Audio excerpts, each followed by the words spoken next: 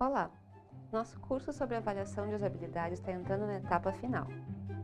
Lembra que no início do curso, quando eu estava falando da definição de usabilidade da ISO 924111, eu havia dito que iria começar falando apenas sobre eficiência e eficácia, porque essas podem ser variáveis que podem ser quantificadas?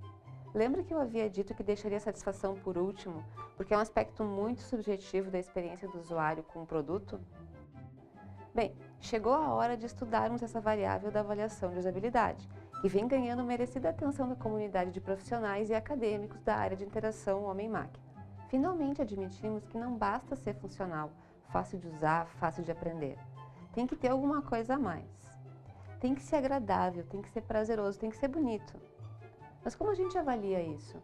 Como podemos avaliar se o nosso instrumento de medida reflete a satisfação do usuário? Para que possamos avaliar se o método que escolhemos para realizar a medição está adequado, é fundamental que a gente saiba definir com a maior precisão possível o que estamos querendo avaliar. Por exemplo, se acreditamos que as emoções podem ser identificadas e quantificadas, nosso método de observação e os nossos instrumentos de medida devem refletir essas concepções teóricas.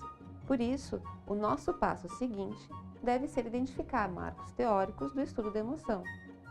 Uma satisfação é uma emoção ou uma expressão de afeto? Essas duas palavras, emoção e afeto, têm causado uma grande confusão na literatura científica, porque eles são usados por alguns autores para denotar esses dois sentimentos diferentes, enquanto outros usam como sinônimo. A gente encontra na literatura uma distinção entre essas palavras. Afeto é uma referência a sentimento difuso, como se a gente não conseguisse explicar muito bem o que está sentindo. Também se vê afeto sendo usado como um termo geral para qualquer coisa que tenha a ver com sentimentos, um vocábulo neutro. Emoção refere-se a sentimentos que são uma resposta a um evento específico. São estados discretos e fáceis de identificar, como raiva, medo, tristeza, desgosto e felicidade. Segundo Karen Quigley, não existe uma definição amplamente aceita sobre o que é emoção. Às vezes, os autores descrevem emoção como pacotes coordenados de experiências, de mudanças fisiológicas e comportamento. Assim, quando alguém fala em emoção, quer dizer que o sujeito invocou conhecimento específico para comunicar o seu estado. Porque eu posso não conseguir definir claramente o que eu estou sentindo, mas eu sei quando eu estou com raiva, medo, etc.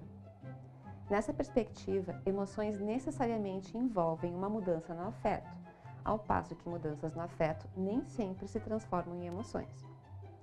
Isso significa que para fazer alegações sobre emoção é necessário garantir que os resultados da medição reflitam mais do que mudanças na valência, positivo ou negativo, ou no grau de excitação.